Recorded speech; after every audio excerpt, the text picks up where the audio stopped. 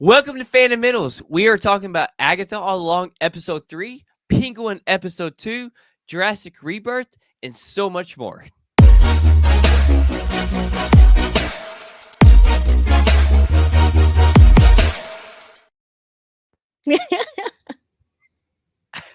We are giving away a Marvel Legends Red Skull autographed by Ross Marquand himself. To enter to win, just have to follow our YouTube channel. The more you comment on our videos, the better your chance of winning is. So once we reach 1,000 subscribers, we will pick a winner and ship it straight to you.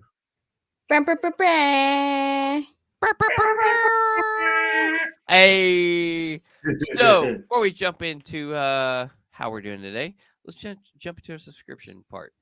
So, a lot of you that watch us every week have subscribed to our channel. So, what are you doing? Hit subscribe right now so you can get notified every time we upload a new video or a short. I mean, like, you don't want to miss out on this great stuff. We have celebrity interviews, we have your latest news every week. You don't want to miss out. We You have really over don't. 500 returning viewers. Literally, Yeah. over 500 returning viewers. Subscribe right now so you don't miss out. Please. And thank Please. you. Yes. That So, being how are you said, guys doing? yes, doing great. I feel Man, bright. this is you feel ripe? I feel bright. Oh, bright. Okay. Yeah.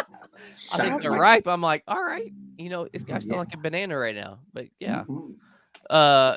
So no, man, October we're starting October 1st right now. Yeah. And such a great month. Like 2 weeks ago, we started a great time for nerds.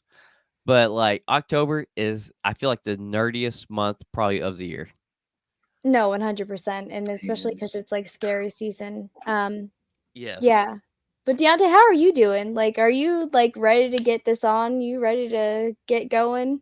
Oh yeah, I'm ready for it. It's spooky season. Like we keeping Mariah Carey locked up in her cage and sealed She's up. not defrosted. She's still frozen. Don't let She's that in out. Not yet. carbonite. Not yet. Don't She's in unthaw her carbonite right yet. now. But what we will let out is some Marvel media. Hey.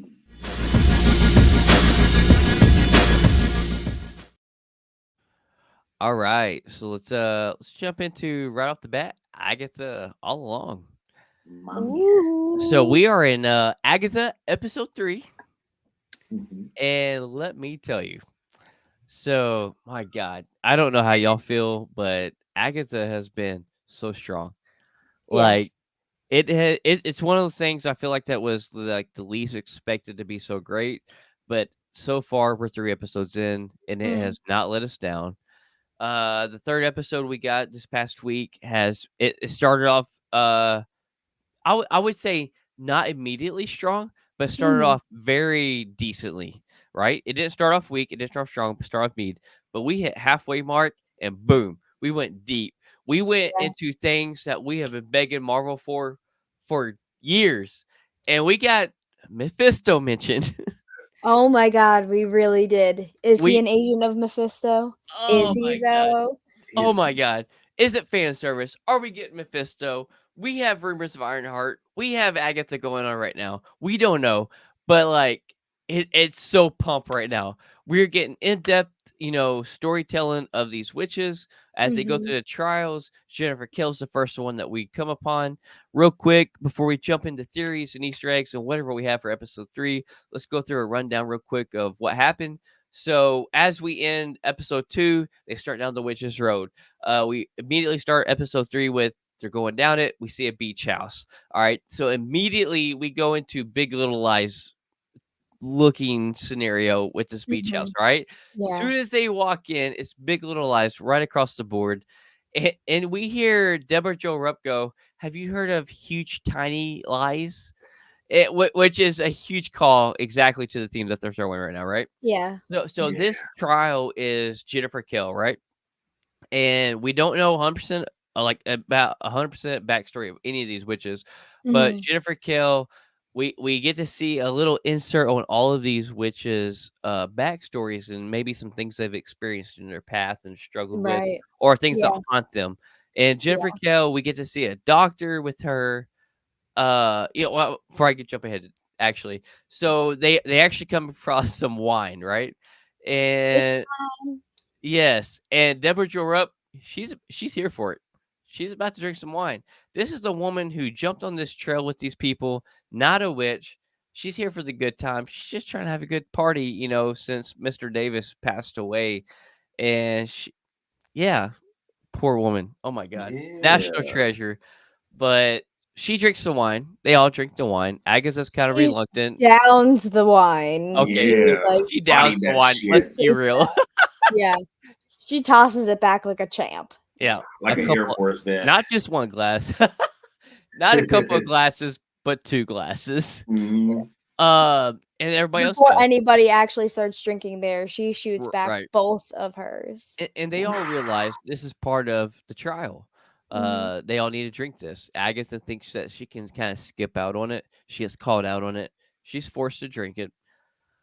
And immediately their faces all blow up. I mean, it's pretty funny, to be honest with you. We're right off the bat. I mean, their faces blow up. It's like some very bad plastic surgery mishaps.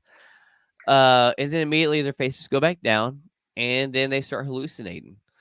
Uh, we see, I mean, different ones of them go through different trials and see some things of their past. I think that they struggle with, or things Yeah. that they're fearing. The high priestess is what this one's based on, because she's about potions, and this is about creating a potion, to get them out of what they've been poisoned of. And Jennifer Kell is who this is centered around. And Jennifer Kell, I think she was maybe like a midwife back in the day. This doctor, kind of like drowns her and forces her and disgraces her. And Mhm. in this episode, she says he took my power, and I think it's something to do with this old timey doctor that maybe was offended by her being better than him, maybe Mhm. knowing more than him. Yeah. And we're not sure. I know we're going to probably get more explanation on down the road, Yeah. but he puts her down in the water. She struggles with that. We see some of the struggles of the other witches in this. Mhm. Uh, and man, it immediately goes from kind of lighthearted, kind of funny, to super dark so quick. Yeah, it does. Oh my god. I mean, and then we get Mephisto's name mentioned. Jennifer Kale actually talks to Teen, and she starts talking about Agatha and her son that she had, saying that she gave him up for the dark code, and so many other things. And like when you hear Mephisto's name mentioned, that some say he's a demon, some say he's dead, some say he's an agent of Mephisto. When she mentions agent of Mephisto, his Yeah. composure changes. Yeah, Like Teen's it, face gets so like ready to he was like at first he's like, "Wow, this is interesting." Oh no, she said Mephisto, like we're gonna fight. yeah, Oh some shit. something's not right. Mhm. Something he Yeah. knows more than what we know that he knows. Right. And then we had the vigil, which we all know from episode 2 on him, that it's really focused on at the end. And so, oh my god, there's so many theories. But like Joe Locke's character, which is Teen, to me mentions parents way more than normal. He's Yes, he does. mentioning his parents way more than normal. And then I think in episode 3, the thing he really mentions is, oh, I'm pretty sure they're asleep.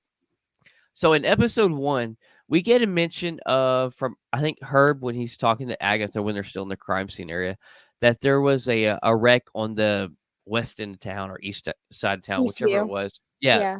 and that there was two bodies found in the car, but don't think there's any relation to where they're at right now, which was supposedly Agatha's death. It makes me wonder if, I don't know. So I'm not trying to like jump into theories right away, but like Go so for it. yeah, all right, let's just go for it. Fuck it. But so like, what if it's Joe Locke and his parents that died in this car? Mhm. And then we have Nicholas Scratch, who we know that Agatha per se gave up for the Yeah. power of the Dark Code, Mhm. that has came back and embodied Billy Kaplan's body because he died. And Billy Right. Kaplan doesn't realize he died, but Nicholas Scratch has like take over his body and is like his dark passenger, like Dexter, almost per se. Oh, okay. And that's why the sigil is over him. And he doesn't know the sigil's over him.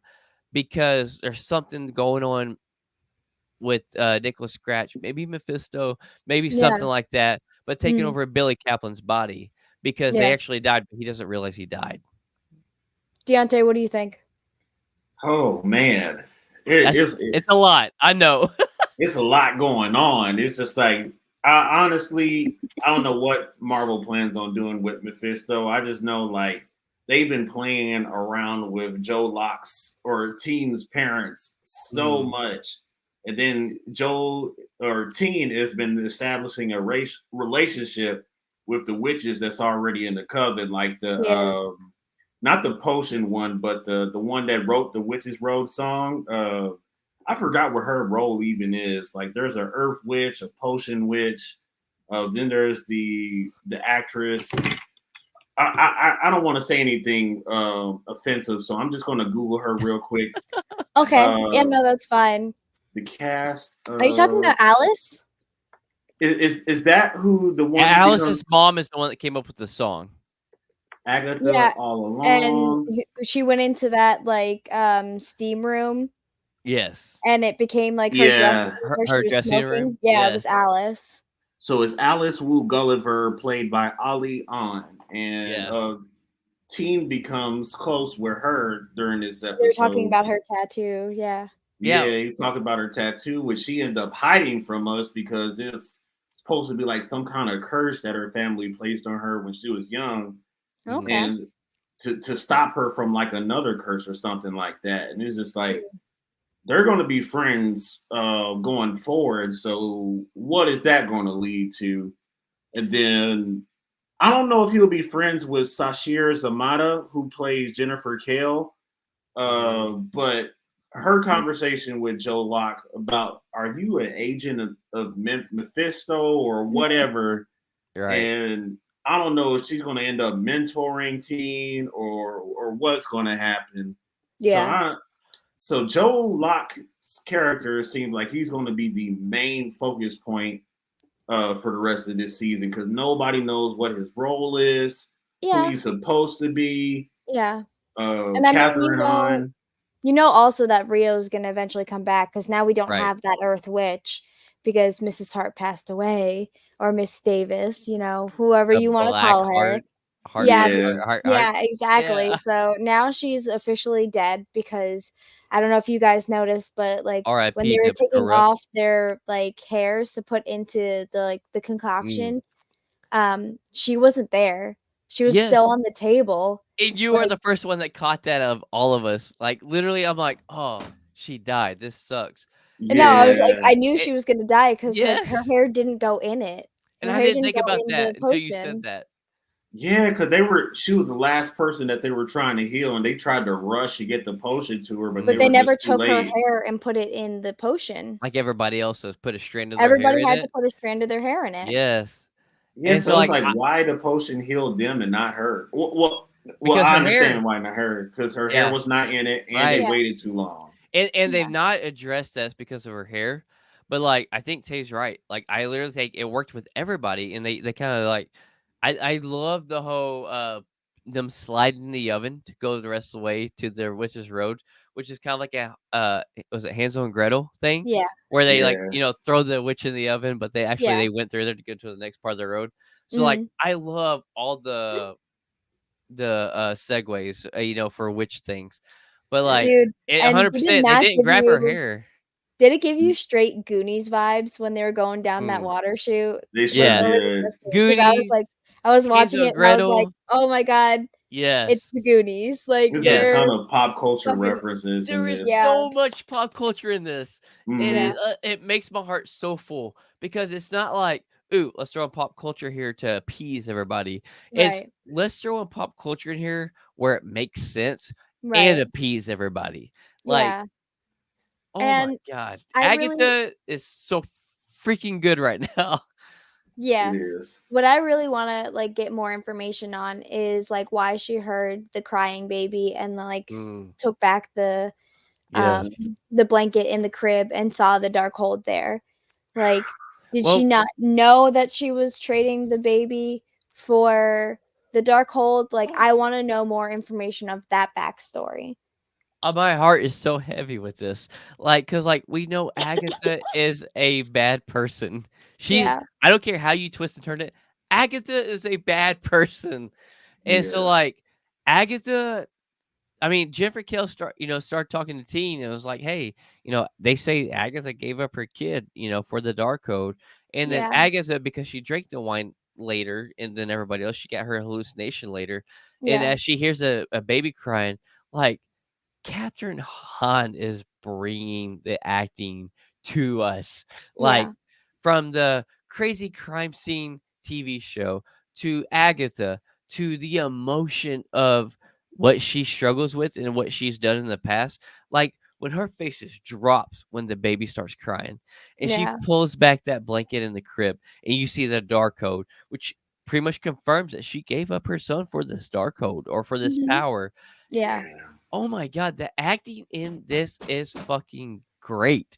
And the Like, coloring also of, like, because oh, like, when they were, like before she, yes, like, heard the baby crying, you could see it was all, like, blue kinda aura, and then yes. when it Yeah. started panning around to, like, the crib, then it was kinda, like, all dark and Mm, kinda, like, golden, and then, like, it panned back around, like, when she, like, snapped out of it, and it went back yes, to blue. I yes. was like, oh my god, the lighting in this is amazing, and lighting always has something to do with Marvel, because Mm, we saw it in Loki, we saw it in yes. Mhm. so many different sorry, excuse me, I'm definitely fighting something, but, like So which is road. It's okay. yeah, it's fine.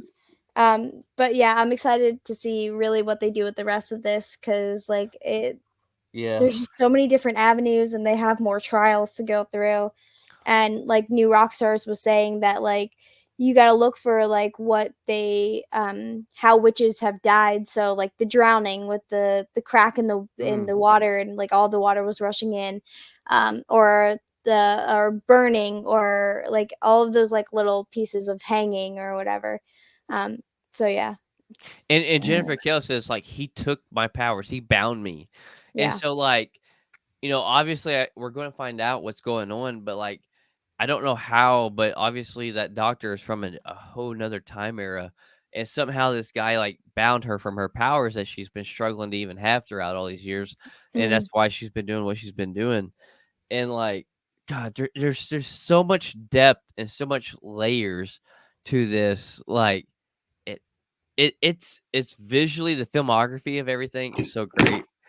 I love how we're probably gonna get one or two trials per episode, and we're digging deep into each character of this, yeah. and then as we dig deep into each character of this, we're going to get a little more tad bit of secretiveness that Agatha's hiding, that Yeah. Agatha's struggling with, and I think at the end of this. We may be surprised to find out what Agatha's wanting to get in this road may not be what we expect. I really think that. You don't think it's her powers back? You think it's the kid? No, I think it's a combination. I think it's her wanting her powers back.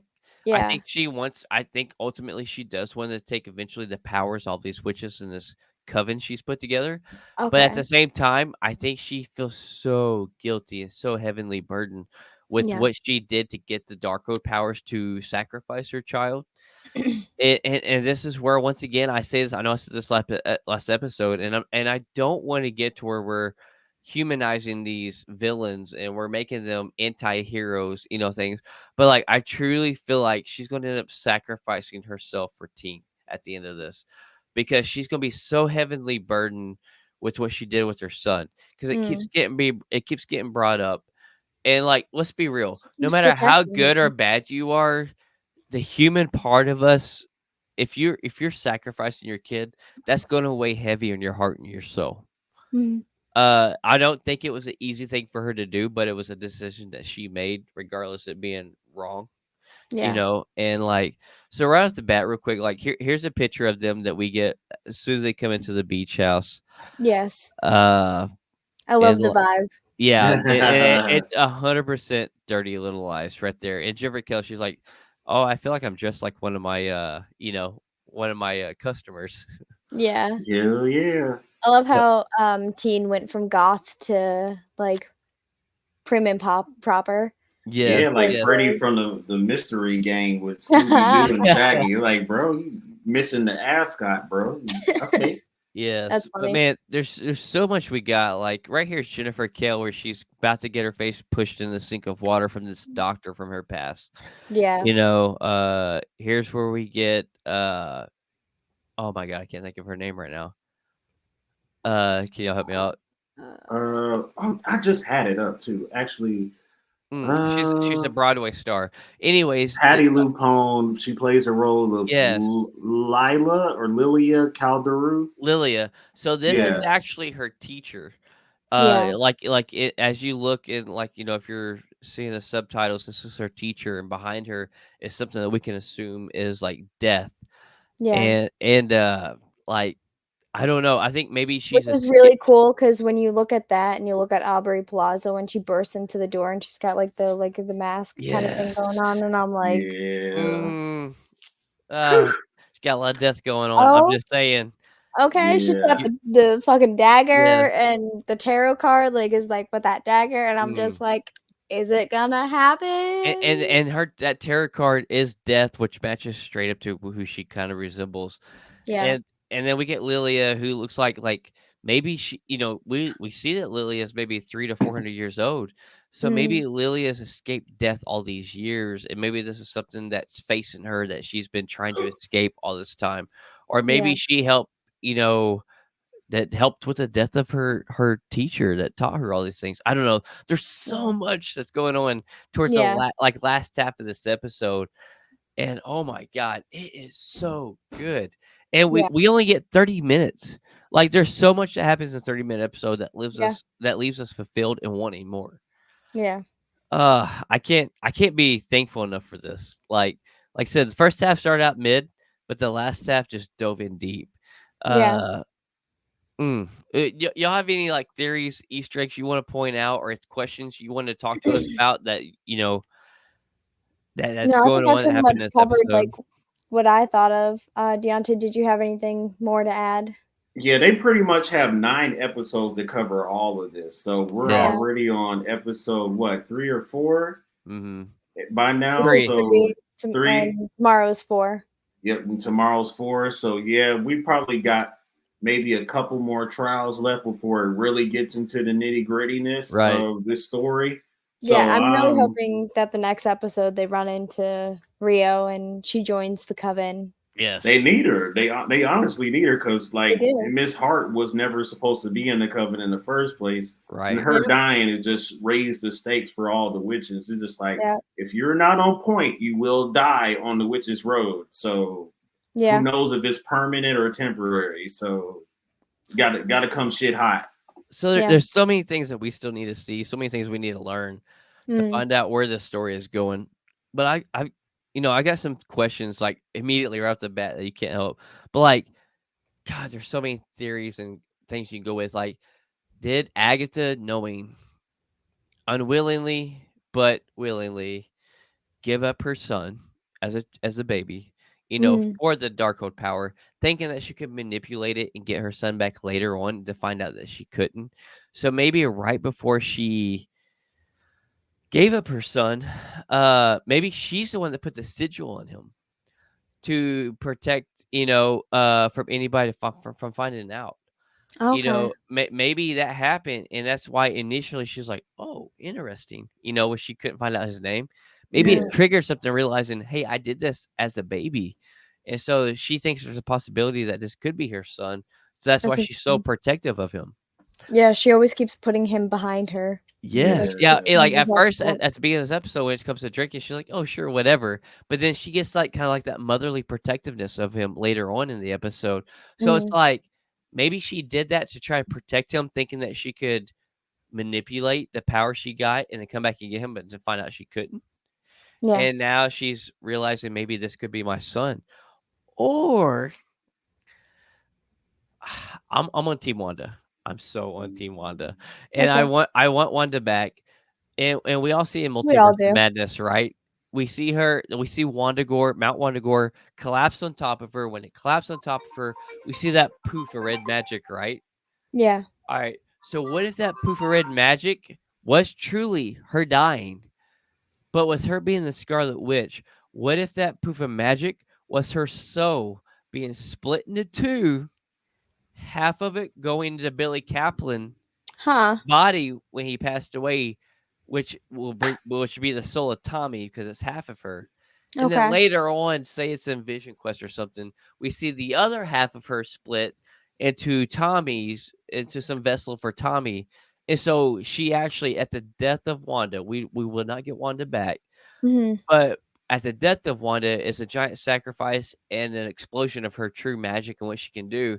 She literally creates the sons that she so dire wish she had. Isn't that what Superman did? I don't know. I'm not the Oh, DC expert on this. okay. Yeah, I thought Yeah. Superman, like when he died, like he put like pieces of him into like different people, and that's how you had like Mhm. Superboy or something like that come out of it. I I knew don't like know. back in I the could be completely back in the wrong. comics, there was like Wanda kind of did this roughly, but then there was like pieces of Mephisto that helped create them. And so, Mm, like, I'm not saying that's necessarily what happened, but something similar to that. And yeah. even though we may never get Wanda back, maybe at the death of at the true death of her, we somehow got the true creation in 616, the creation of Tommy and Billy, but it was like into other vessels. Yeah. I don't know. There's so much, and like once again, I somehow feel no matter how bad or good she may be, turn out to be, I don't know how they're going to twist her character in this, but I Mm, still feel like at the end of this, she's going to Agatha's going to end up sacrificing herself for Billy team. Kaplan, Wiccan, however you Okay. want teen, however you want to call him, Yeah. and I feel like somehow that's going to be the end of Agatha, but that's how we get this teen's character, maybe as Wiccan pushed into the Young Avengers or pushed into the rest of the MCU, and we carry his character on out. And maybe that's the secret Wanda movie that they're making. Maybe Who I don't knows? know. Man, There's there's a so many slim theories. chance, yeah, that this kid could wind up in the Strange Academy because they're supposed to be Mhm. working on Strange Academy. They have America Chavez already Right? Mm, in the Comitage school that Doctor Strange is teaching. So maybe Doctor Strange will show up at the end of this season and huh. recruit team. Mhm. So Interesting. Because like Ned also was using Yeah. the ring, the sling ring. So They could yeah. bring yeah, Ned in, and we already seen America, Chavez at the end of Multiverse of Madness already practicing with the Cumbertosh. Yeah. So, yeah, you're right. Maybe they bring in, Billy Kaplan or Wiccan or whoever he might be. And we have them three young people, learning under Strange or learning under Wong or whatsoever. I don't, Yeah. God, there's so many things that this could be. Like, Yeah. I'm so ready. Why can't they just drop the whole season at one time? man, Because they gotta keep you waiting for more. Yes, they have It's us for on the you, Blake. edge. It's specifically for you. yeah, So yeah. you guys ready to talk about some Fantastic Four first steps? Yes, Let's 100%. go. So Joseph Quinn, like I think 3 days ago, got interviewed by somebody, and I can't remember who it was. Do you remember who it was? It might have been Vogue or something like Yeah, I think that. it's Vogue or Variety, one of the two. Yeah, one of And the and V's. and they kind of like talked about, how you prepping for Johnny Storm, and him being him, and being the wisecracker that Super, he yeah, is. yeah, He gave them a obviously not a realistic setting, but he told them, he's like, I'm pretty much setting myself on a balcony and just dousing myself in gasoline to light myself on fire and seeing how to, that's how I'm prepping myself for Johnny's store. yeah. Did you also Flame see? on. Did you also see his interview with kind of along the same like article that came out with that, but he talked to comic book movie or comic book something or another. Hmm. Um and he had told them that like, oh yeah, it's like a great time hanging out on set with like Pedro Pascal, and he talked about like all the three other people that are like the main people, but he's like, just to name a few, and I'm like, to name a few? Are we really doing this right Oh, now? Like, damn. are we just like dropping the hints that like something's coming? Because we Who's the know other that Robert, few? yeah, that. So we know that like Robert Downey Jr. is supposed to be at the end of this movie, right? Right. As Doctor Doom and that, or Victor Mm, Doom, Victor Von Doom. Yeah. right. So we know that he's supposed to come. So like there's got to be more, and he didn't name Robert Downey Jr. as one of the people that he's hanging out with. Right. So Uh, like July 25th cannot get here sooner. 'Cause, Please. like, No. July is going to be a crazy month, and we'll kind of go through that a little bit more throughout this episode. But yeah, I can't wait. I'm ready for the freaking first teaser trailer. Like, give us a Yeah. freaking trailer. Please. Give it to us on Yeah. Christmas. I don't want to wait till Super Bowl. Give it to us on Christmas. Ah, man. I don't know. And what's wild is like Marvel's been showing not a steady replication of like what they've been doing in the past. Like Yeah. we've there's been some teasers that they've not shown us till like 3 months before, like Thor: Love and Thunder. I think it was like 80 or 90 something days before it released. They gave us our first teaser. But then Yeah. we're getting Thunderbolts, and Thunderbolts we're getting like a teaser for 6 months out. Yeah. So that being said, it's very possible for us to get a teaser for Fantastic Four in somewhere between December and February. It don't release to July. It'll be a New Year's Eve. Like, Oh Oh, God. there you go. I'm Yeah, okay with Merry Or that. New Christmas, Year's I'm Day. okay with that. Yeah. Yeah. Yeah. That's what I hope so. Give it to us. I don't Please. care. Like, it can't come early enough. Like, oh my Yes. god. Absolutely. It's gonna be great. Like, honestly. At first I gotta say I wasn't really excited for it. I was Mm. skeptical, but how they've been like releasing news and the San Diego Comic-Con where you got to see the car and everything, like Yeah. Mm. I am getting hype about this. Mm. Undeniably, I will say that I am happy to see what happens next. Yeah, I truly believe, like I was talking to Deontay earlier and I was like, I think like don't get me wrong, like I feel like Marvel's been very pumped and very full steam ahead since, all the way up to Endgame. Yeah. And like their marketing slightly changed because they took some different, variations on Mhm. things they put out. But I'm like, even 3 years before Endgame 2019, I was like, I feel like 2025 is gonna be Marvel's 2016. Yeah, no, you Like have to build up in order to get there. mm, Like, you can't just for real. immediately have Endgame type material. Like, Right. we started out with Iron Man 1, In which was great. 2008. Yes. But, Banger. like, then you had Iron Man 2, then you had Mm, 3, and we had, like, Thor 1, 2, and 3, and we right. were like, "Oh god, what is happening right now?" We had, like, different iterations of the Hulk. There's gotta be swings and misses, For sure. And I that think that happen them taking 2024 not off, but like, Kevin Feige with the made the, strike, yeah. no, 2024, he's like, we're releasing one movie because Okay. as Marvel, as writers, every screenwriters, everything, we're kind of regathering ourselves and making sure that we deliver you the quality of things and reevaluating things from what we've learned over the past 2 to 3 years. We're Okay. regathering ourselves. That's why we're only releasing one Marvel movie in 2024, and then come 2025, we're coming out of the gate. And I'm gonna be honest with you, I know it's only trailers that we've got so far as teasers, but I think it's one of the best things that Marvel's done since Endgame. Because, like, let's be honest, these trailers for Captain America 4: Brave New World, Thunderbolts that just released, we have so many teasers already for Daredevil Born Again. Mm. There's so many, and Fantastic Four. 2025 is going to be Marvel's 2016. I say it right here, right now. I think them regathering themselves, refocusing in 2024 and only releasing one movie instead of three was one of the smartest things they could have done. And I think that I still love Marvel where it's been going, but I think for all the naysayers and all the doubters that's over the past couple of years that's been kind of coming at Marvel, I think Mm. they're going to be silenced come the beginning of next year. Okay. I truly do because like I know trailers don't say everything, but God, these trailers and these teasers look so freaking good. Okay. Yeah. We'll Even the see. haters are got like, I got something positive to say about this movie. Yes, you fucking do. Get ready. Get I ready. Right. don't know, man. 2025. I'm still honestly, I gotta say it, I'm still on the fence about Captain America. Mm. Like, you can at me, it's okay, but I'm not all jolly about like everything that's happening. Okay. I don't know. What are you not jolly about? If you don't mind, real quick. Captain America. Like, I'm just like, I think it's overdone and dry. Like, I don't know, man. Like, I'm just over it. That's And as someone that's America's a ass. Captain, That as Chris Evans, yes, it is. But Oh, I'm Woo! I'm not not Mr. saying Mackey. I'm not saying that Mr. Mackey isn't doing a great job Yeah. as it. I'm just saying I never really got the idea and aspirations of Captain America. Like that was never I get my it. superhero. Sure. So, like, I love Anthony Mackie as Falcon, and I love passing the mantle to Anthony Mackie.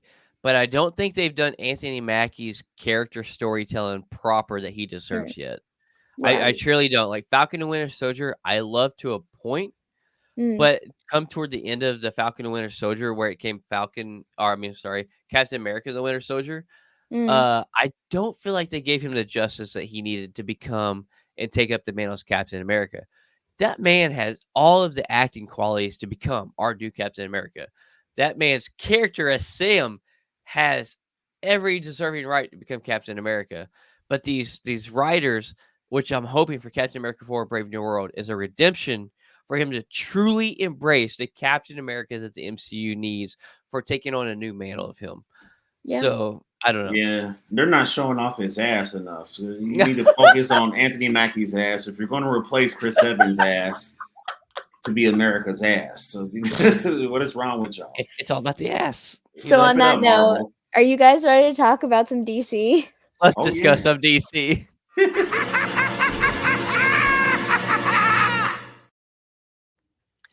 Deontay. Before we jump into theories and recollections and Easter eggs on Penguin, how about you recollect us on the latest season or latest episode of Penguin? Oh my god, man! Like last episode of Fundamentals, I was the one that was like singing like negativity about the Penguin because I was just like, Yes, bro. you were. I was like, Let I me don't want remind you, you to. were. Yeah, I was like, I don't want to see another fucking Maroni and Falcone family like feud on TV, and it's just like, don't play this story out. And then there's a lot of weird things going on in this show that it was just like, bro, like I'd rather see Cobblepot on top already, and he has to deal with problems from where he's at. Mm. But redemption came. Redemption came in episode 2, and And whose oh, That redemption's quick. name? That quick. Whose redemption's name? I'm sorry. Is it Miss Sophia Falcone? So, well, always loved Sophia and Penguin. I just didn't like Okay. the plot. The plot was Okay. absolute ass the first episode. Yeah. Like, this episode kind of made up for it heavy. Like, when I watched episode 2, the first thing that came to my mind when the episode ended and the credits showed, it was like, yo, this is Colin Farrell's top 5 roles in Bro. all of his goddamn Probably career. top one. Like, Yeah. Yeah, he murdered that role. He brought out a side of Penguin that I didn't know I wanted. Like he was a charming guy. He was able to just sweet talk women, and he's just like, man, for a dude that looks the way he is, like Oswald Cobblepot is the fucking Casanova of all Batman villains. And and then you get the moment where the way he talks to his mama and puts on that record and then he stands her up and dances with her. Like the Penguin. I'm sorry, I'm not trying to cut into your storytelling of him, but like the way the Penguin just is portrayed and Colin Farrell brings him, like the badness, the caringness of Victor Aguilar, and then how he turns on him because he couldn't deliver, and then how he treats his mama. Like this is Colin Farrell's best freaking role he's ever played. Easily. It's just like, dude, like who wrote this? It was like a mix between the script and his acting. His performance was out of this world. Like this dude, his mom is like Oswald Cobblepot's mom is like basically suffering from dementia at this point. And it just shows like his nurturing side of her because he loves his mom to death. He's willing to do anything to make sure that she lives a better life. And he's just like, yo, I'm supposed to be busy selling drugs, but you know what? I'm gonna stop everything I'm doing. I'm gonna just have a dance session with my mama. He was supposed to be at a funeral. Like he was supposed to be at Old Boy's funeral, who he shot, but is pretending that he didn't kill this man. And no Sophia. Let's not hold Sophia back from what she is. Oh my god. Yeah. That is my favorite character out of all of this is Sophia. This is who I've been looking for. Like I knew that I love her as an actress. So I already knew that I was going to love her as Sophia Falcone, and now I'm just like, can I please have more? Because like all I want is, I think her name is Christina, right? Kristen Miyati. Okay. Yes. But like I love how she is just absolutely amazingly just slipping into the craziness, and you can see it Yeah. happening, and you're like at the end of this episode you're like, "Oh, she snapped." Like Yeah. it's happening. Like so many people right now are talking online and on the internet that like you have Heath Ledger's Joker who really set a new staple for the Joker before he came along that we've never seen before Mm. of like psychosis, so much psychotic character, and then like Sophia Falcone in this is being not put up to equal level with Heath Ledger, but you got Heath Ledger, and they're saying in the right below him is Sophia Falcone out of everybody else that we've seen in any Batman portrayal of any character ever. And I'm not going to lie, I have to agree. Like, she is bringing a mentality of Sophia Falcone. It feels real. I Like, had when no I idea wa- her when I backstory. yeah, when we get more of her backstory, we see her dreams, her nightmares. And what's funny is like last episode we had of the podcast, Tay, like you're like, I want to see more of her. I want to see more of her, and we got it. Like, hopefully we get more, and I'm sure we're going to I get still more. want to see more. We literally got more of it, which is exactly what you asked for, which is wild. But I li- like, I want to see her in Arkham, and as soon as the yeah. episode started, she was in fucking Arkham, and Yes, I was I like, know. Yeah. I literally was sitting downstairs, and I was like clapping. I was like, "Let's fucking go!" Yes.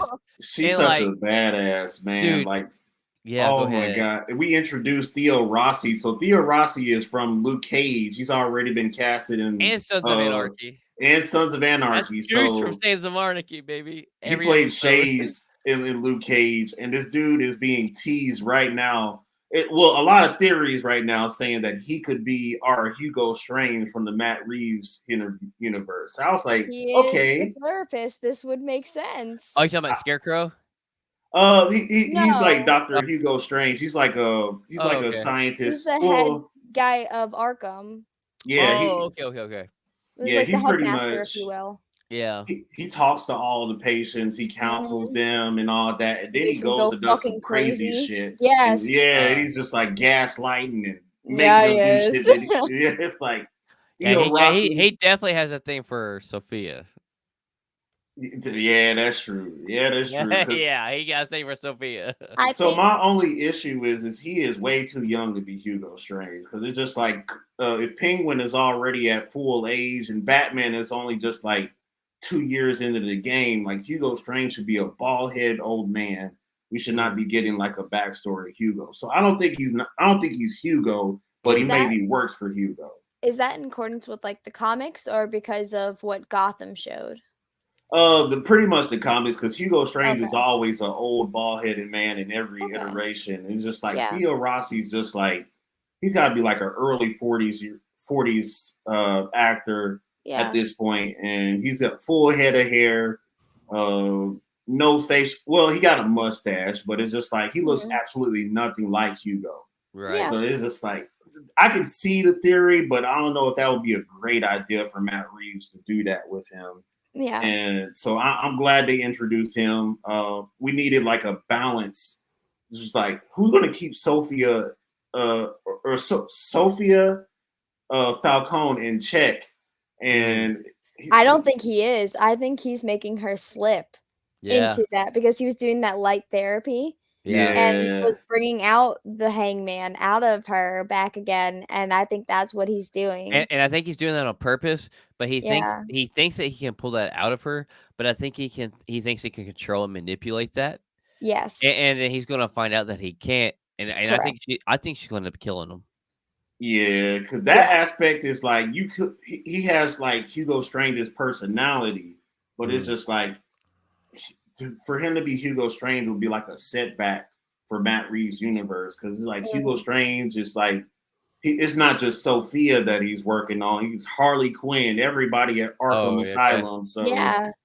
Yeah, and uh, So like that Oh, was also like one of the questions is that like when you see Sophia like going into Arkham and you hear someone the singing laugh. Hangman, yes, the laugh. Harley. We're like wondering, are we about to see Harley Quinn again in this? Oh, Yeah. Like are they about to bring her out?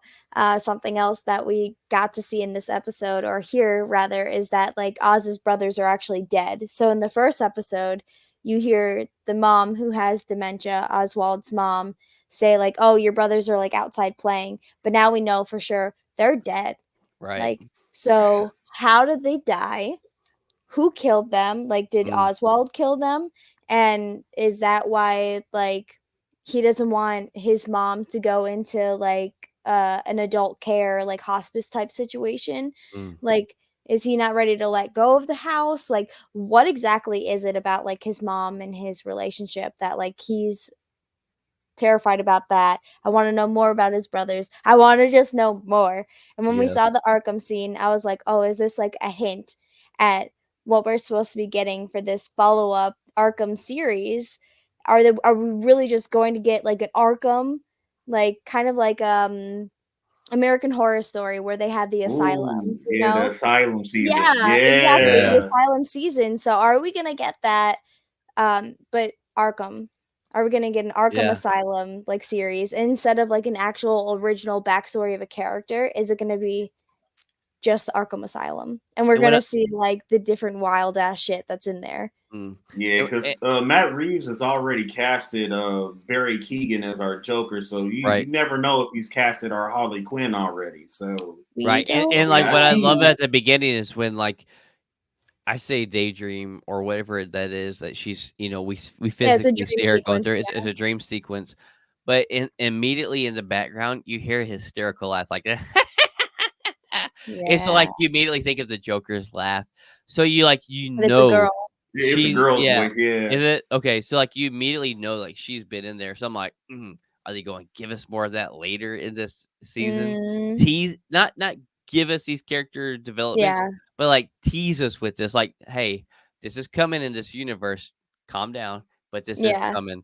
Oh my yeah. Yeah. god! Like, come on, man. Give us more Gotham goodness, man. Because it's just like we don't need the entire season one being Falcone versus Maroni. Give Right? us some Oh yeah. more Batman Yeah, Rogues Gallery. But let me yeah. tell you right now, like her playing Sophia Falcone is perfect. Hmm. Like she literally has me like I love it when you have an actress or actor that can convince you that they are that character. And Yeah. and, and just Yeah. the way she moves her body, her facial expressions, just her eyes alone, she How they convinces get like all you. wide and then Yeah. they're like all normal, and All I'm like, well, like ah, when her cousin comes up and then that little girl comes up and there's that, mingle there of them two and the way she acts, mm, like, it's so believable. Like, yeah, she is Yeah. so good. Like, she comes such a long ways from How I Met Your Mother. Like, yes, and then Yeah. like, in Wolf of Wall Street, like, she played, Oh Leonardo man. DiCaprio's original wife before he left her for Margot Robbie. And, like, those she's a great actress in both of those, but she's bringing a whole new level of acting that we've never seen from her, I believe. true, And it is so top of the line acting. yeah. Yeah. Oh my god. Her and Colin killed it this episode. Yes. They Like, absolutely killed that oh my shit. god. Dude. Like the performances from everybody, but mainly them two. Well, the guy who plays Victor Aguilar. It's like all of them. The acting is top tier Was it just for a me, or did series. you guys think that Penguin was 100% gonna rat out Vic as soon as he was like, "Oh, you didn't drop Mm. off those jewels? So Well, I guess what? It was yeah. you that killed them." Like, Man. So I I straight up find thought that myself was hoping for happening. him more than anybody in this episode, like hoping the best for him. And like I Yeah. just want this guy to get out. I know he's not going to probably. He's probably going to end up evolving and In becoming just yeah. badass right hand man for Penguin Oh, yeah. that nobody can even touch. But like God, my heart goes out to this guy, and I want this guy to get Yeah. away. But Yeah, like he it goes to show the acting and how they draw you in and how they can attach you to these characters that they're Mm. portraying. Like it is top tier acting all across the board for this series. And then who was texting him? Because you Um, remember he got that text and it was like Gabaleria or something like that. Well, It I was feel like like, it was his mom or his sister or somebody checking in to see if he's or it okay could be because he his hasn't been girlfriend, home but like in a week or two. we don't know. Mm, And that's why I'm like, who is that? right. yeah. Victor Aguilera is played by Renzi Feliz. So if he also known from Marvel's Runaways, the live action Oh, okay. series, and he plays like from him to go from that to Victor Aguilera in DC, which is like I believe a completely made up character just to support Penguin. I'm Mm-hmm. like, man, y'all could have given him just a little bit better of a script. Mm. But the way his chemistry with Colin Farrell is it, I could live with it. I'll excuse that for a while. Yeah. Like Kind of like me and you were talking earlier. It was like like how you talking about their chemistry is perfect. Like it's yeah, freaking great. Why they had to make him have a stutter problem, I really don't know why. I think it's kind of uncalled I for, think that's unless how Penguin connects with him. Like that's their well, that's what I was about to connection. say. Like, unless it tells on later on, like maybe that's where they connected because Penguin has a disability, so he has a Yeah. disability, and that's what kind of connected Penguin to kind Yeah. of take him under his wing. But A anyway, yeah. uh, but I think that I really think that is the main reason. Maybe there's going to be something we learn more on down the road that connects more of that. But man, the mm, chemistry between them two and how like Penguin, the way he goes from a father figure to like being down on him, like lay down on those dead bodies. That's how it feels. Like Yeah. Tough dude, love. the acting of both of them is like insane. yeah. Like Yeah. it's I have to give it to him. It is some top tier freaking acting. Yeah. Yeah, I have mad respect for the staff behind this TV series now because like first episode didn't care much for it. I hope from episode 2 to the end of the season, Mhm. like they keep it consistent with the Yeah. storytelling and the dialogue between all the characters. It But it's was just also a like shorter episode too. Oh, Like it was that's it? was like true. yeah, so the first one was like an hour and 30, 40 minutes maybe. This one was just an hour. Hmm.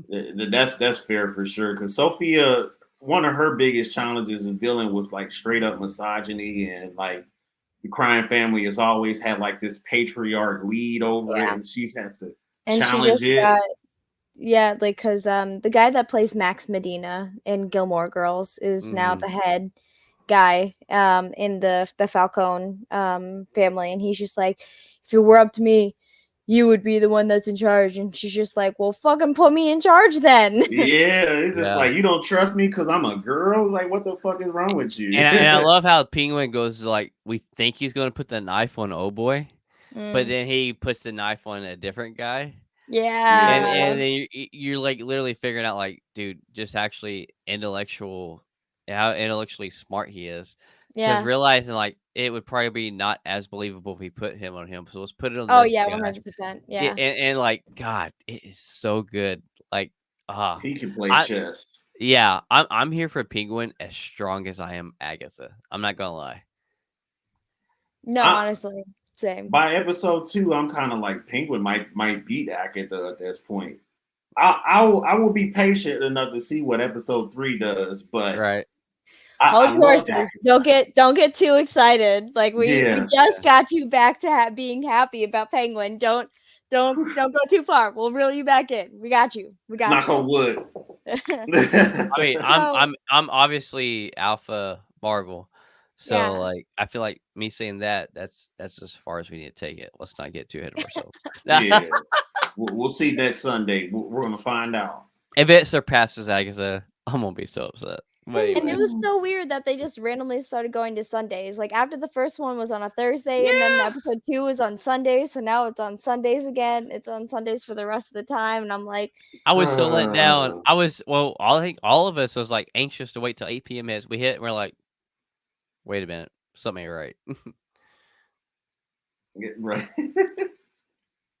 so speaking of movies that are coming in July, Superman Legacy.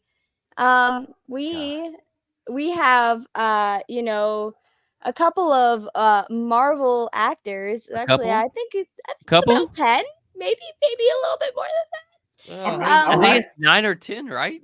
Oof. Yeah, yeah. So There's 10 confirmed Marvel actors that are in this, and I love that Alan Tudyk and Nathan Fillion are coming back together. Because the last time I saw them together was Firefly Serenity, Right. and they were amazing in that. And then Alan had a TV show called like Con Men or Comic Con Men or something like that, but it was Uh-huh. about conventions or whatever. Um, and he had Nathan Fillion on a couple of those episodes with him. So they had been back into something together, but it wasn't like that was back in like 2017, I want to say. So Been a this is the minute. first time that they're back on screen together. I'm so excited. Both of them are actually also now in Marvel because you know you have Nathan Fillion who was Headpool, Yep. um, Yep. Oh man. and then you also had Alan playing one of the rednecks in Deadpool 2. Oh, Alan Uh, Tudyk. Yeah. yeah. Yeah. Yep. Yep. Yep. And Um, I forgot about him playing that small little role until you sent that list to me, and I was like, crap, he was in that. Man. you were like, "Oh no, it's only 7." I was like, "No, I got you. Hold on. Yeah. There you Yeah. go." Yeah. I mean, the list is large. I mean, you have Nicholas Hoult, as we know, is playing, Lex Luthor. Yeah. As we all know, Sean Gunn's in it. Mm. Frank Sean Grillo playing, Fucking Mary Poppins fan. what Frank Gunn. Grillo we talked about last week playing Rick Flag Rick Flag Sr. Sr. Yeah. Yeah, Skylar Gisondo, Pruitt Taylor, Michaela Hoover, Edie Gathiki, Mhm. and Beck Bennett, like all from Marvel things. I'm like, good God, James Gunn is just like Hold my packing beer. this. Yeah, yeah. I mean, honestly, and like at the same time, you can pack how many actors you want. It really comes down to directing and screenwriting, and Yeah. no matter how good of actors you have, so like God, he has to know the weight that's on his shoulders right now. Oh yeah. Yeah. And we're what, 9 months out from this movie, Yeah, because it comes out July 11th. right? And like, man, I'm anxious for this. I'm excited for DC for once. For once in my life, I'm actually excited for DC. And Nope. I hope I hope they deliver it. Like I really want to see them deliver it. I would love to see DC truly compete with Marvel. Like Mm, I will always have Marvel the closest and near and dear to my heart, just because that's my fandom. But yeah. like I want to see another fandom compete close to them. Well, we got And Batman Yeah. The Cape Crusader, which was oh great. Another oh my And God, we yes, classic have animated series. Creature Commandos coming out in December, so yes. we have the little things to look forward to that I am excited for Creature Commandos. I'm not excited for the Superman. I think Superman is also something that's overdone. Yeah. Yeah, I have I'm not gonna lie. I'm anxious to see how it is, but I'm not super excited about it. yeah. But maybe it's gonna maybe it's gonna blow us all out of the water. Maybe it is. But Yeah. before anything blows us out of the water, I personally think that will blow me out of the water before Superman will be the rumor that we're gonna have a Bane and Deathstroke movie. Oh Yeah. yeah. So there is a Bane and Deathstroke movie being written right now for Gunn's new DC verse. And it's being written by Matthew Orton. And that's Yeah. the same guy that just wrote Captain America: Brave New World. Yes, he did. Yeah, But this does not have a director yet, and right, James Gunn straight up said, like, we do not greenlight movies until we have the right. screenplay written. But So, just to know you have a huge movie that all these Marvel fans are anticipating that wrote, Brave New World, mm, Captain America. Like I'm pumped for that movie. And you took that writer and you're bringing this guy to DC and Bane and Deathstroke. Oh my God. everybody is saying that it's the Yeah. new Deadpool Wolverine. Yeah, and So, like if it's on that uh level, that's what I need to see. Like, because now that I've seen it, this is what I am expecting. So is yeah, this like a 2-for-1 special? Like both yeah. Bane and Deathstroke in the In the same same movie? movie. Yeah, it's a Yes. villain movie, yeah. Yeah.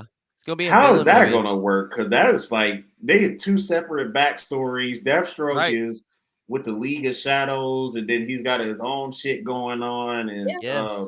he's primarily a Teen Titans villain. And it's But just Mhm. like right. But I it's, don't know, bro, but like just the talk of it and knowing that they already have a writer writing it out, trying to screenwrite it right now, it it it's good. It's positive. I don't know how they're gonna bring this into it, but like, dude, Gunn is not holding back. James Gunn is not holding back. And like, I mean, here's the thing: if Brave New World comes out, beginning of next year, what February 14th, Valentine's Day, and it's a huge success, there's a great chance that this movie's written well and it's going to work out well. Dear Here's DC, hoping. stop being fucking bold with all these goddamn decisions you're making. You do not have to go that far off script for every idea that you come up with. Bro, just let the source material do its work, man. Because it's just like Superman was the one superhero in DC I didn't give a flying fuck about. And and then Henry Cavill got casted and Man of Steel came out, and I was like, Superman is the fucking shit. If And you now he's can do gone. that, you can do that with David Corn Sweat. I love you forever, and I will take back every mean thing that I said about Superman. Did you see how much he had to bulk up for this role? Like, there's so Yeah, many quite a articles bit. about. Yeah. Yeah. Yeah. I can believe that. He got an ugly ass suit right now, but if fucking James Gunn can tidy that suit up and remove all that ball sack that's poking out, I will absolutely enjoy this movie because it's just like, damn, man, come on, James, stop going off the fucking road when you're with your DC ideas, bro. Just please give us. You know what makes me happy out of all this? It's not me saying this; it's someone else. Because I'm known as a big DC hater and like pooper one, and like I love hearing this coming from someone else who's like actually knows the fandom and knows the comics way more than I do of DC saying this. Mm. But I like, absolutely love at DC. the end of the day, I wanted to knock our socks off. Please. Deontay's mine. I want to surprise us. I want it to be good. And I truly want to see great competition. And it don't have to be competition. Just bring that much more great nerdum to the live screen to feed us, for us to talk about, for us to dive into, for us to look excited about. Like DC is never me being who I am and not being a huge comic book nerd because of how I grew up. The cartoons and the movies, that's what delved me huge into the Marvel fandom. So Mm. like I would love to see DC make me want to delve into the DC fandom the same way. Like Yeah. it's not that I hate DC, they just not brought nothing to the big screen that's maybe delve into like I have Marvel. So to see that and to hear this, like I wanted to make me feel that. I wanted to bring it that much more to us fans and us even us movie fans or whatever. Like there's so many tiers of fandom. I think you should never shit upon any fandom, whether it be deep into the comic lore, deep into the cinematic lore. If you're just a new fan this past year who's scratching on it, good for you. Like Yeah. nobody should ever bash any fandom, no matter what tier you are. Mhm. Everybody should support it and build you up and let's embrace it together. And Yeah. for DC to reboot and to bring that, try to do something new that's never done before, I'm here Mm. for it. Give it to us. So Yeah. yeah. And Yeah. last thing I'll say about that is like a day one DC and Marvel fan, honestly, like so there's at least one asshole in the studio that's just like, you know what would sound really good and sell the box office out? A Bane and Deathstroke team up movie. No, motherfucker. No. Bro, just stick to your fucking role. Establish the universe first. We've had enough Gotham shit going on. Like Yeah. we don't even have an established metropolis yet, and you guys want to I keep mean, making they're Gotham also shit. talking about making Mr. Freeze movie. They are. And that's Matt Reeves. That's Matt Or, Reeves in or the Matt Reeves universe. Yes, you're yeah, 100% right. James Gunn needs to just buckle down and get the basics figured out. Give us the basics, and then you can act a fool after that is established. It's like, yeah, we could give them a better Flash movie, but fuck it, let's give them a Bane and Deathstroke movie. It's like you dumb son of a bitch. I mean, it would be great, like for somebody that doesn't really have any comic knowledge to get to see those characters back on the screen. Because the last time we saw Bane was back in one Well, of the Chris Batman Nolan. movies. Yeah, Yeah, Christopher Yeah. Nolan and Tom Hardy's Bane, which right. everybody like a lot of people crapped on because it wasn't comic accurate at all. It was like completely opposite of comic Bane. That's Me the be only Bane But it that I works. know. me being a cinema lover, like I completely understand that it was nothing near the comic Bane. But if you, I know It worked. they bring cinema things from comic source, but I liked it. I It, liked Tom Hardy's his accent, the way he portrayed Bane, the The way they gave us the people. cinematic Bane that worked for that movie line, that trilogy. It Yeah. worked for me, and I enjoyed it. But like, okay, so maybe this Bane and Deathstroke doesn't make sense coming from the comic sources. But what if they do it right and it works for the cinematic universe that they're building? Like, I can forgive them if it works. It's just but if one of it those things don't, where like he done fucked up. yeah, if you have Batman Brave and the Bold, just give us Bane and Deathstroke and Batman Brave and the Bold. Like what the Right. fuck? Let's give him a solo movie. No more Gotham shit, goddammit. I love Batman to death, but chill on the Gotham shit. We don't have Central City. We don't have the That, fucking Yeah. city that Green Arrow's from. We don't have fucking the Green Lantern Corps ah, yet. We don't even have the ah. fucking Wonder Well, you're Woman getting of their universe. lanterns. It's fine. It's It, fine. I'm yeah, all for the Gotham. That is me. That is I what I love want. Batman. I'm a day one Batman fan. Like I'm obsessed with the Gotham universe, but it's like Right. live action is just like let's ride Bruce Wayne's dick until it falls off, and it's just like no, bro, just give us a basic baseline DC story because you need to have Flash, you need to have Wonder Woman, you need to have John Stewart or Hal Jordan in the Right. roster, and these You're motherfuckers are getting just that like though. You're getting lanterns. yeah, these dudes are just like, let's dick around and come back to it later. And it's just like, no, motherfucker, if you need a Justice League movie, don't wait until the Justice League movie to give us these characters. Give it Right. one by one. Established. Marvel Okay. did it. It was like, Yeah. before we give us an True. Avengers movie, let's establish Iron Man. Let's establish Thor. True. Let's establish everybody. They gave us 4 years of establishment before we got our Avengers movie. Yeah, but It's now not people like are salty about it. So I mean, like you're always gonna have the ups and downs of You're like not gonna the fan please base, everybody. yeah, right?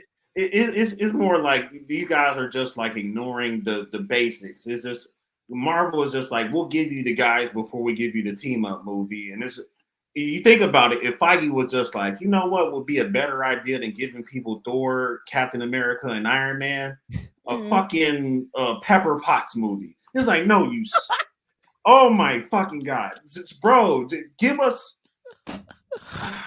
like come on, man, do you. So y'all ready for some educated wish entertainment? That's all I got. That's all I got. That's all I got. Let's jump into Please. it. I hear you, bro.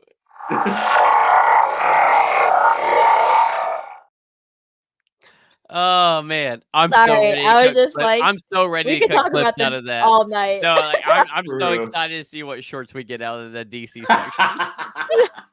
Because like I ain't gonna lie, the way you feel is how a lot of people feel, but then you have so many people who feel the opposite of that. It's like I'm so excited to see what we get out of this in comments.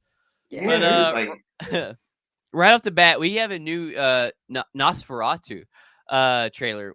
Willem Dafoe playing the vampire hunter himself, Nosferatu, who's actually where Bram's Dracula originated from. He Yeah. actually, if you want to get technical about it, stole the idea from him, and that's where we get our Dracula from. And Mhm. I'm so happy to see them bring in a Nosferatu movie, the original vampire and original vampire hunter Willem Dafoe's playing, and I love that they're going that deep into the lore and giving it to Mm. us because let's be real. I mean, we all know I'm a huge Willem Dafoe fan. I feel like we all are here, and Yes. yeah. and so like you can't give me nothing wrong with Willem Dafoe. I also love like Halloween, like scary time movies. I love vampire movies. Um, so like I'm definitely here for this. And then like I didn't even remember that what's her name? Lily Rose Depp was an actual human being. And I feel Okay. bad for saying that. Like I completely forgot about her. And then Uh-huh. I saw this trailer and I was like, who is that woman? She is beautiful. So I went down like a whole rabbit hole and I was just like, oh my And we get Nicholas Hoult in this, who's playing our Lex Luthor in the new DC verse and played Hell yeah. Beast in the Marvel universe.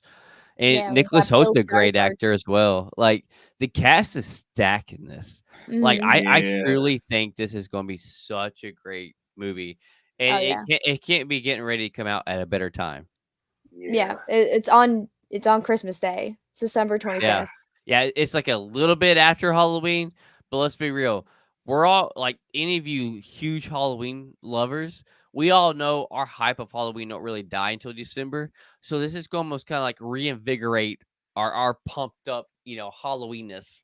Our And hype of Yeah. Halloween never dies. It yeah, Fuck goes but Christmas. round Right. year yeah. round. Well, we try to keep it contained inside of ourselves so the normal people don't Yeah. judge us, but we all know we're all like this right here, trying to keep it in, but it's Yeah. really just trying to burst out of us. Mm-hmm.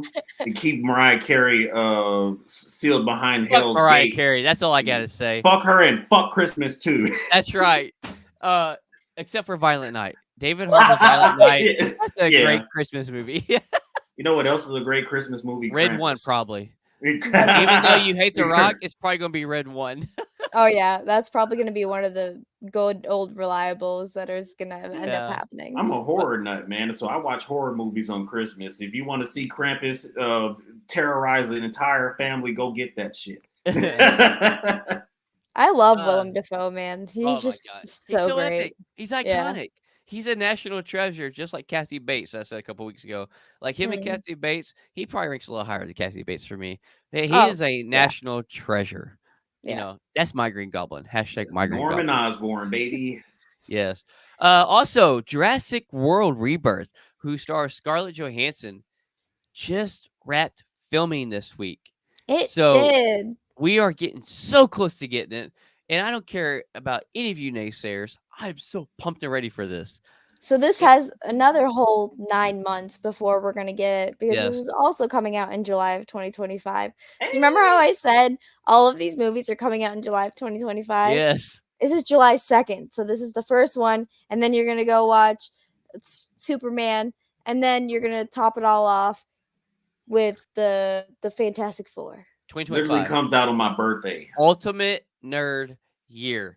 2025. Mark it down. Year of the Nerd. That's all I'm saying. Yeah. We are not allowed to retire until 2025 is over. No, we Oh, retire we're to never die. So, Sarcasm. this storyline actually starts with like it's 5 years after Domain or Dominion or whatever the Mhm. fuck those ones are called. So it's 5 years after that. The habitat was supposed to have changed and like everything is pretty much dead, but like there are these three like dinosaur dino DNA that is like supposed to like be world changing, life changing Mm. serums. So Scarlett Johansson's character is on a like Black Ops super covert mission to go and get these dino DNAs to save the Nice. world. Heck yes. I'm here So- for Save it. the world. Maybe it's a little kid to me. I grew up at Jurassic Park. That started in the early 90s. Yeah. And like just here's the deal. Like as y'all both know, like I'm still walking around crutches right now. And if for some reason my leg doesn't heal no matter what happens to me, if I have to end up walking with a cane, I plan on getting a cane with the ember With the ball amber? on it with the Yes. mosquito in it. Like Hell I yeah. plan on getting the John Hammond, I think you should or do it John Hammond anyway. cane Mhm. eventually. Like that's a goal of mine. So People go walking like hikes with like canes, so just get one anyway. It's fine. Facts. We'll Hey, we'll use it. Deontay, how'd that music go again?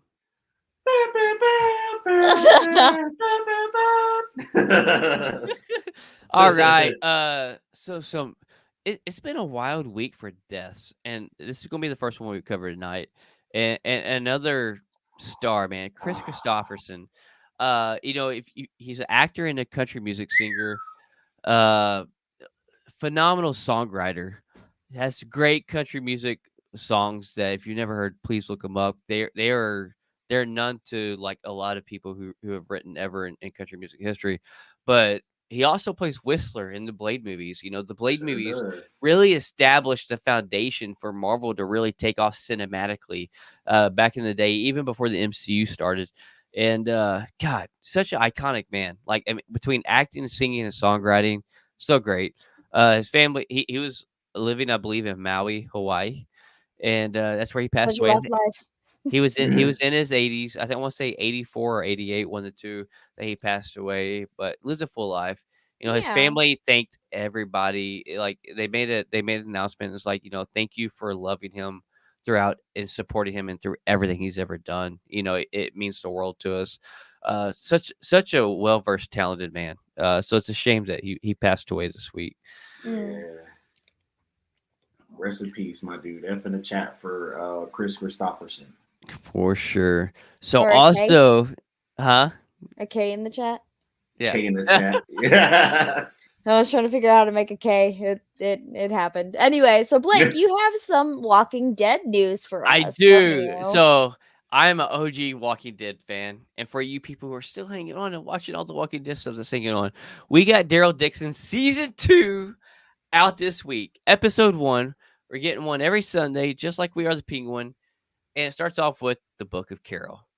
The two most iconic characters, you know, I mean, like Rick and Michonne is iconic, but the last season of their spinoff we found out Rick's alive, Rick and Michonne reconnected, so that's kind of cool, and we're waiting to see maybe if there's more story to tell because they kind of reunited, maybe it possibly ended their deal, but let's be real, Carol and Daryl Dixon, that's where it's at. Norman Reedus, my guy.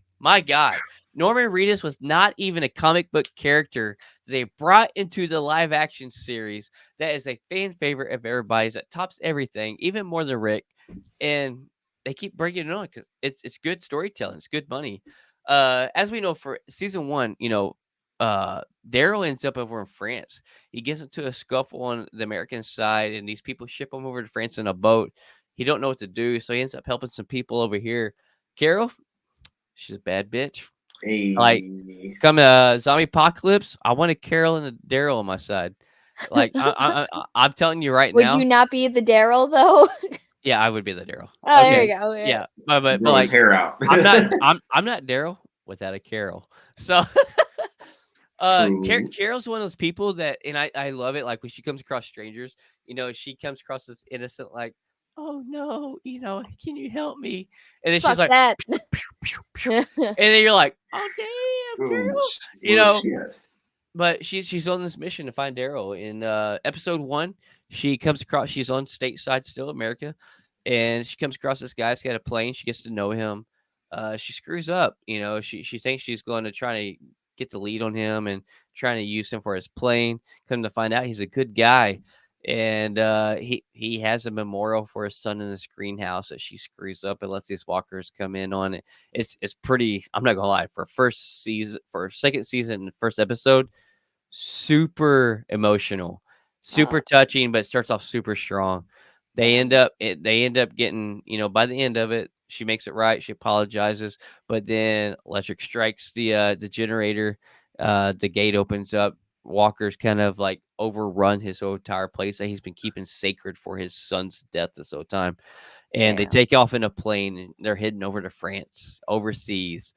And that's kind of where it is them overseas heading towards Daryl.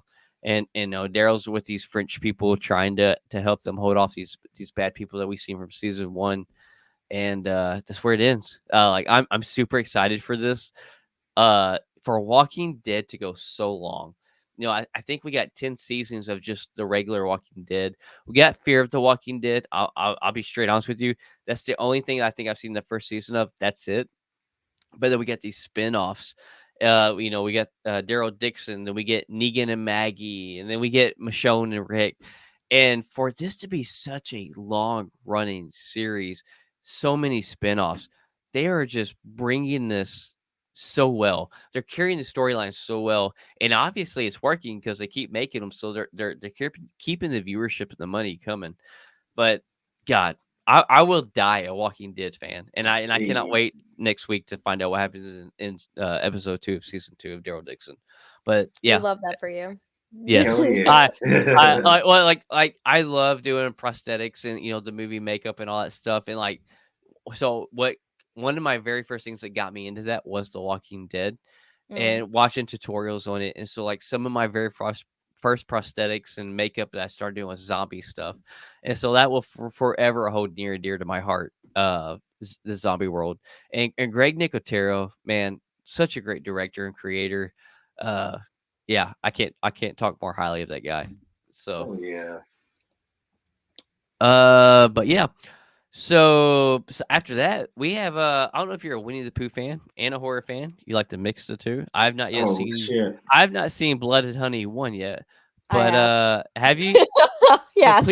So Blood and Honey 2 is hitting Peacock October 1st. I That have. being said, tell us how you feel about Blood and Honey. So I didn't understand why they were doing this, but upon further review and further deep dive that I did today, which I will share now with you guys, I understand why this is happening. Okay. Not that I'm okay with it, but I understand why now. So, in accordance with comicbookmovie.com, Jagged Edge Productions, which is the production movie or the people that produce this movie, rather, is making a twisted childhood universe. Okay. So, they Entire make universe? yes, we're getting there. We are Okay. getting there. So we have Winnie the Pooh that turned into the Blood and Honey. So you had like Tigger and you had like Piglet. Eeyore. And stuff. Right. Yeah. I don't think we had an Eeyore. I could be wrong, or it could be a number 2. So you had one. Now we have number 2. So the next films that they're gonna make is a Peter Pan one, Okay. a Pinocchio one, and Oh a my Bambi God. one. Oh my God. Really? Oh my God. So after I gotta all start of watching that, these now. is finished, we're not done Oh, because they're all gonna fucking team up for Wow. Universe. Wow. who? A Pooniverse. Piverse. Pooniverse. I might have Monsters came up with a different assemble. name than that. Wow. Wow. These dudes are freaky. Woo. So I'm gonna be watching it just because if you guys haven't seen like Cocaine Bear, it's kind of like along the I've same lines seen of it, you can and just I wish I Oh at my least didn't. God. at least with Cocaine Bear, I was like, I'm okay that I spent the time to watch this. With Blood and Honey, I was like, I wasted the 2 hours to watch this. But Yeah, now I'm gonna go have to watch number 2. So it's fine. It is what it is. And it's spooky season, so why not? it's spooky Into the season. Pooniverse. So now you said this, though. I'm not gonna lie. I'm gonna invest myself. I gotta go see 1. I gotta see 2, and reluctantly, no matter how good or bad they are, I'm gonna have to invest myself because I want to see this universe happen. I'm Yeah, not you gonna. gotta I'm not see the gonna lie. Pooniverse now. Yeah. Because we Pooniverse. were talking about all the different universes, and I was like, oh, they don't know what's coming. Like, it's gonna be great. Oh, Oh my Pooniverse. God. I But can't get a Peacock account sooner. My but God. speaking of another universe Oh that God. we have coming our way, Oh uh, God. We need Frederick family in this 4 universe. family. Family. Oh my God. Vin Diesel on his social media decided to make a tweet saying the Riddick universe Riddick. Riddick. Sorry, Yes. thank you. Um, I've only seen it once, so Okay. I've at least seen it. The first one, that was it. Is it a But Chronicles of anyway, Riddick you've seen? yes, Okay. And then you got Pitch Black. And I can't remember the third one. I don't But know. anyways, But number they're not 4 very is memorable. being taped. He said that the universe is expanding. Yep. So cool, intrigued, Yes. like, or inspired. Sorry, not intrigued, inspired. Like, okay, cool. All right. So going on to things that I actually care about. Wicked. Wicked. Yes. So, This is one of my top movies I'm pumped for the year. oh, you should be. You Yes. should be. The total runtime is 2 hours and 40 minutes, and if anybody has seen the Broadway, like myself, you know, Mm. You guys know that the Broadway is for 2 hours and 45 minutes. Mm. So, you might be wondering, like, how is this happening? Because we know there's a part 1 and a part 2 that's coming out 2 Yes. years apart from, so Really? the Yeah. part 2 is gonna come out 2 years after this one releases. Yes. So, they're saying that there's going to be more content. They're going to kind of go more into certain things, like there might be new songs or so on and so forth, that you could expect to see out of it. Mm. So it's not going to be your standard just wicked Broadway going into a movie. Right. Um, and then I'm also excited to see if they kind of like have that bridge of gap of ending of Wicked Part 2 into Wizard of Oz, like the beginning, kind of like how like that little, I'm super. buffer. Yeah. I hope they do. I really want them to see the end of part two. Really give that continuity for Mm, the original Wizard of Oz movie is what I really hope for. yeah. I don't wanna ruin, like, what happens Yeah, all please, in please the don't, Broadway, please don't. but, like I'm excited though to find out like the first half of this movie cinematic series is yeah. longer than the whole story on Broadway. Like that's It's 5 minutes shorter, but yeah, yes. yeah, but I mean, roughly, Yeah, So like to know that like it's like okay, they're really putting the effort and the quality, cinematic, storytelling that we need to know and that we deserve for the yeah, story. Because let's be real, I mean, Wizard of Oz really set the tone for so many shows and movies that we know that we don't even realize, such as Agatha. Agatha. You know, Yeah. I mean, there's so many things that Wizard of Oz really set the tone for and really established storytelling and creativity that has really taken a huge effect on cinematic storytelling way more than we know. So to really see that out of a lore get this much special treatment and Mm. storytelling into a prequel of it makes me so happy. So happy. Mm. Yeah.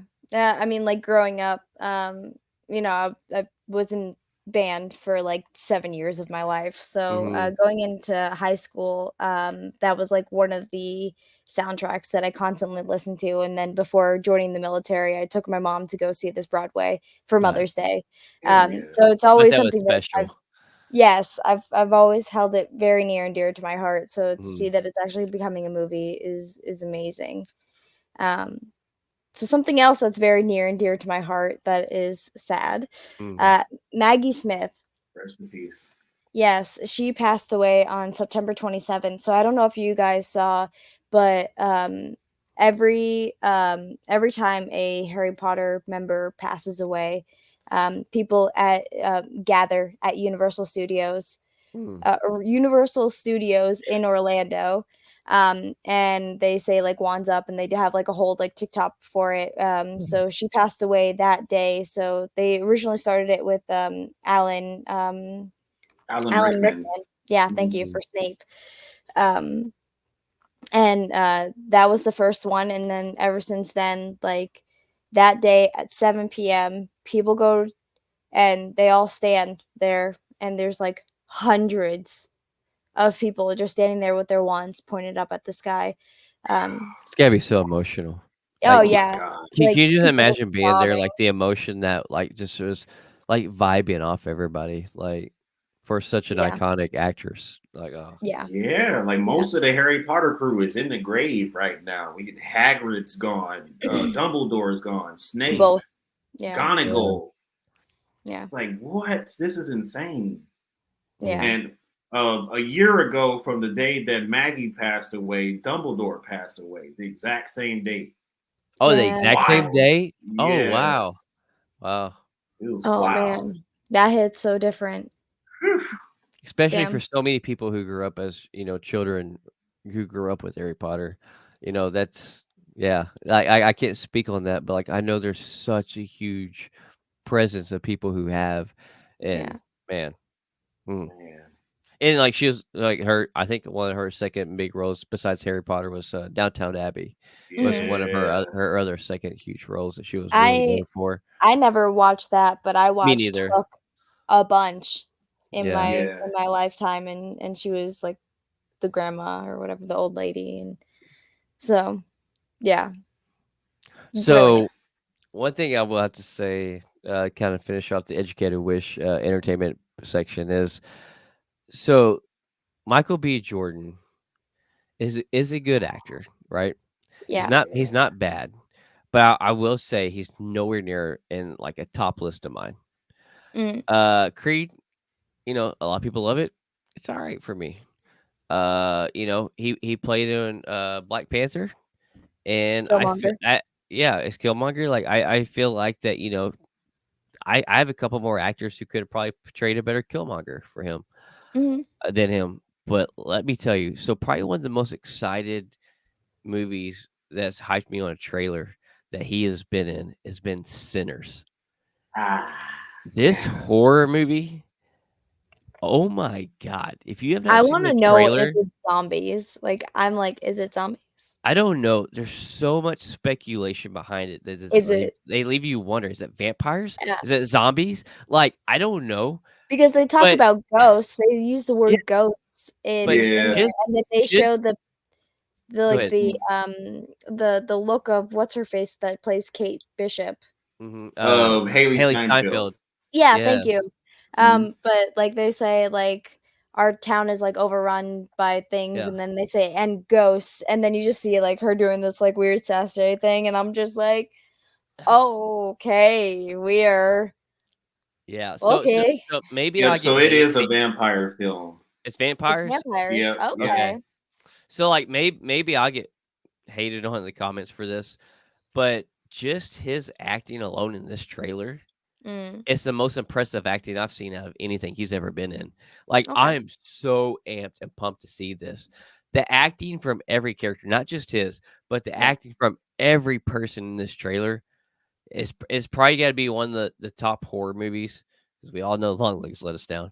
Woo. Has to be one of the most pumped up horror movies I've been pumped to see in a few years. I'm gonna be honest with you. Like And it looked Nosferatu. so good. Yeah, Nosferatu Yeah. and Sinners. I'm not gonna lie, probably in the past 3 to 4 years, Nosferatu and Sinners, which are coming out, fairly close. Like Yeah. The it Sinners comes out on March 7th. So we mm, have like a couple of months yeah, after about 3 months. Nosferatu Yeah. because Nosferatu comes out December 25th. December. So Yeah. yeah. But like, my God, dude, this for it being just the first trailer, it looks so good. It Yeah. does. I'm here for it. I mean, it's the same director from Black Panther and Creed as Ryan well. Coogler, So yes. yeah. Yeah. And let's be Um honest, Ryan Coogler has made his staple in the cinematic industry that he's proven himself. Yeah. We know what this man can do and direct. So like, I'm here for it. Oh All the my money mhm. he God, I'm made here off the for it. first Black Panther, he Dude, balling. yeah. And then for him to so gracefully, unfortunately, deal with Chadwick Boseman's death. Yeah. And then to give us Wakanda Forever, how he did and how he Mm, portrayed it or rewrote it, on the spot and scrapped what he did because of his death. Like this man is talented, and then to Yeah. see this man step into the horror rendition of cinema, and like, oh my god, I can't wait. Like I'm here for it. Man. Oh Golly, man. I'm ready yeah, for it. Bring Sinners on. for yes. real. But yeah, moving from movie stuff, y'all ready to jump into some gaming? Yes. All right.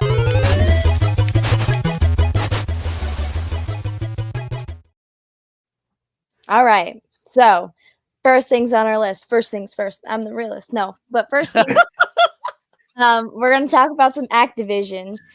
So, Activision is actually laying off like hundreds of workers right now in the Cali area.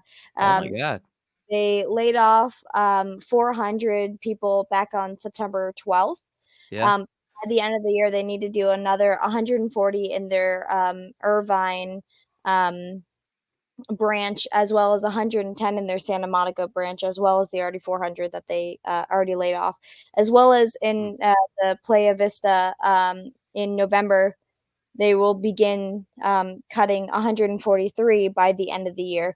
So, a reason why this is that Microsoft bought them out, and they're cutting the global gaming employees down by like 3%. So, unfortunately, that's just something that's happening right now, and it's yeah, it's unfortunate, and it's kind of like a weird time to be in gaming because like Destiny with Bungie just did Mm. this um, in two separate parts of the year. So to see that it's like happening through other companies too is rather disappointing.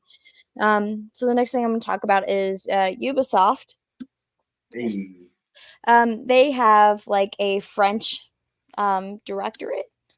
So they're supposed to they have like an immediate comeback to work from October 15th to the 17th, and they're possibly going to be doing a strike at that time because their work conditions aren't great. They're not getting raises, they aren't getting heard.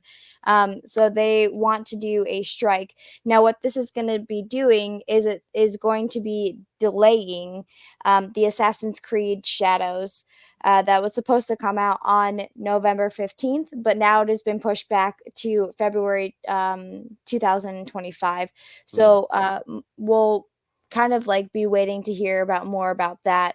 But yes, that is what we have for that. Now, on to great things that I found out today. Oh. So that was my Woo! depressing part. We got that over and done with. Y'all ready for And this? and we got some things to talk about. So Tekken 8, which came out at the beginning of this year, tried to get Colonel Sanders into their God. game. Oh my KFC god. said no. Oh my god. So before you Kentucky click Fried Chicken, motherfucker. God before you fucking click damn. off of this photo, my cube mate and I, we had talked about like Colonel Sanders doing like what kind of moves he would have if he was in Tekken. So, Yeah. um, my cube mate was like, "Oh, what if he had a giant drumstick and was beating the shit out of people?" So that's that photo. This is actually like a Funko Pop that is actually available for you to get. So Oh, now going on to the second one is my idea. Ah. And yes, I did do this through Paint. Go ahead and pull it up. Cool. oh wow. So what you are looking at is without the graphic that I made, clearly you can see what I put onto the photo and what the real Funko Pop is. I said he needed a gravy cannon. And Yeah. I just like we started going down some serious rabbit holes. Blake got some of those photos today. So did my husband, and so did a couple of other people in my close friends. That I was just like, so this is what I'm doing today. Um, but anyway, Kentucky Fried Chicken, baby. I thought it would be really cool if he was like an Inspector Gadget that he would just like have like instead of like the tube where he's like go toothpaste, go Go whatever. Gadget Gravy. Go Oh. Gadget Gravy, man. Or it would be like Spider-Man, like the Tobey Maguire that already has it like in his system, and it's just gravy that's like Pew coming pew out. pew pew pew Um, pew Wow. we're pew. having like a grand old time with this. Oh my Um, god.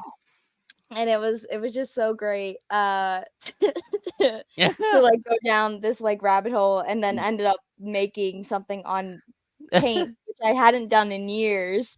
So I had to remember how to do that, and that was a wild time. The brown But gravy too. I bet it was a wild time. and you have random people that come into your cubicle and they're like, What you "What doing? are you doing?" And I'm like, "Don't worry about it." Mind your business. Never question the colonel. Right. So a couple of other like mascots that this website had used in this article that I thought was really funny was Clippy. So you remember Clippy from Yes. Microsoft? Yes. So Wow. this could be, one of your Tekken characters. You also have Monopoly Man, so the guy with the top hat. Yeah. You have Gritty, so that's he is terrifying, like absolutely That's terrifying. what bad dreams are made of right there. Yeah, so that's the Philadelphia Flyers ice hockey mascot. You got the Quaker Oats guy, and the last guy that you could possibly also have just spitballing here is the Pringles man. Wow, the fucking Quaker Oats guy. Yeah. Wow.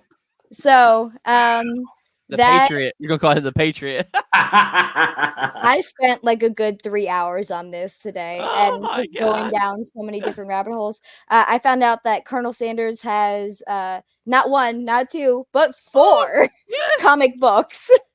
He's got 4 comic books. Is it There decent? are like, yes, they are DC comic books. He is part of the DC universe. Deontay's face. I What? will feel like I will get all of this information to you. There Oh are my these god. weird benches that have 4 feet that you can sit on. One's in Tokyo, one's in California. Yes. Um, and the last thing that I found was like this weird inflatable float of Colonel Sanders with a fake Colonel Sanders laying on top of I it don't with know if like that was weirder more than the Colonel Sanders bench. so the bench had 4 feet. I never told you that, but like it had 4 feet and 2 Creepy hands. AF. I'm saying So creepy What in the AF. flying fuck is going on in this country? I had all of the experiences today, and I am now sharing them with you. All right, so Tokyo Game Show. They played Gran Turismo 7, and what they ended up doing is they had the PS5 and the PS5 Pro playing right next to each other. So if we want to look at this graphic a little bit closer, we can see that like that turn like arrow thing that goes along the side of the track. The PS5 Pro version is definitely clearer. Oh yeah. You can see the reflection of the building and the top of the car is definitely more defined with the PS5 Pro. So I just Okay. wanted to talk about that real quick because like it's definitely noticeable, and that's Yeah. just on like a No, that regular really like was. computer screen. Mm. So fun facts about that is also Gran Turismo 7 is going to have a free update if you have Gran Turismo now. So when if you get the PS5 Pro, you'll get the free update for getting Oh, really? the Nice. Pro. Yeah, so Now, instead of having to buy the entire game again. Wyatt's got the latest Gran Turismo, and he's got actually the setup where you sit like in the racing chair. You got the Yeah, pedals and the steering wheel and all that. Oh yeah. that's neat. Damn. So the last thing that I want to talk about is the PlayStation State of Play.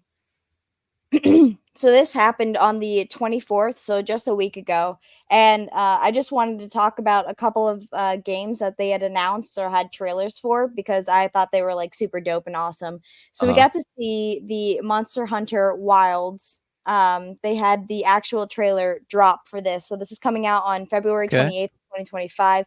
As you can see in the background, that like wild looking monster, that's your white wraith.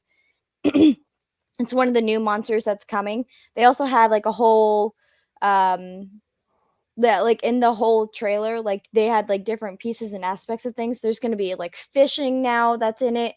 It's coming Okay. to PS5, Xbox X and S, as well as PC. You can pre-order it now for like $69.99.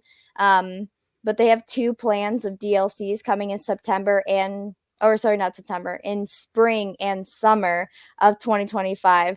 But if you just like splurge now to get that premium edition, which is Mm. $109, you'll get both of those DLCs already. Okay. Oh, yeah. So either you can like get it later or you can get it now. Right. Just things to think about. Oh Things to yeah. think about. You know, you have time. I do have one little tidbit. Yeah. This just happened like maybe last night or like 2 days ago, but Assassin's Creed Shadows release date has moved from like I think it was originally supposed to come out in December, and now it's February 11th, 2025. Yeah. So Yeah. Yeah, that's the Ubisoft thing that I was talking about, and that's why Yeah. that it got pushed back from November to February. Yep. yeah, Yeah. I'm gonna pre-order that shit. I don't care what the haters say. I mean, it's still coming out. It's not that it's not coming out. It's just going to be delayed because 3 months they or did so. not have Yeah. Or 4 the months. workers to work on it. Yeah. Um. So the next thing that I want to talk about for the state of play is the Lego Horizons. So Horizon Adventures. So it's going to be like kind of a little bit all of the different horizons. So you can see Aloy and like her going on those different adventures. This is an announcement trailer that is coming out, and it's coming out on November 14th. The cool thing about this is it's couch co-op, or you can play it co-op with your friends online. Okay. So huge Lego fan. I Hell yeah. played a lot of the Horizon, Mhm. I think New Dawn or something. So excited for that because that is like my bread and butter right there. Nice. The last thing that we're going to talk about for gaming is Dragon Age, the Veilguard. So this comes out October 31st. This is a gameplay trailer that was played at the State of Play. It's actually the fourth game in the Dragon Age saga, so it comes right after Inquisition. Um, is coming out on PS5, Xbox X and S, as well as PC for Mhm. $69.99. It's going to be that RPG still type game. It also has a PS5 Pro enhanced version. Okay. Okay. Hell yeah. Dude, But yeah, there's been a lot of gaming news lately. yeah. Like, it's pretty awesome. I ain't gonna lie. Like, Oh, yeah. out of all of y'all who do a lot of gaming, like, I'm probably the guy that does the least gaming. But like, I'm not gonna lie, like the gaming news lately has got me wanting to dive even deeper into the realm of gaming stuff. Like, there's And so that's many great just things that like the people come tip out. of the iceberg for the State of Play. There's so much other Really? stuff that I didn't actually cover. Yeah. Heck yeah. Damn. Dang. And I'm not gonna lie, like since I watched the Star Wars Lego thing, it's got me wanting to dive into everything Lego now. I love Lego video games. They like if you like puzzles, hmm that is you need to get one of them. There's a Lego Marvel Uh-huh. video game. So that one's really fun. There's also a DC Villains one, which was really fun. Yeah. Um, so I mean, like there's lots to choose from. Also a Jurassic World one. Heck yeah. Uh Well, Deontay, you ready to jump into this con spotlight? oh, it's spotlight time.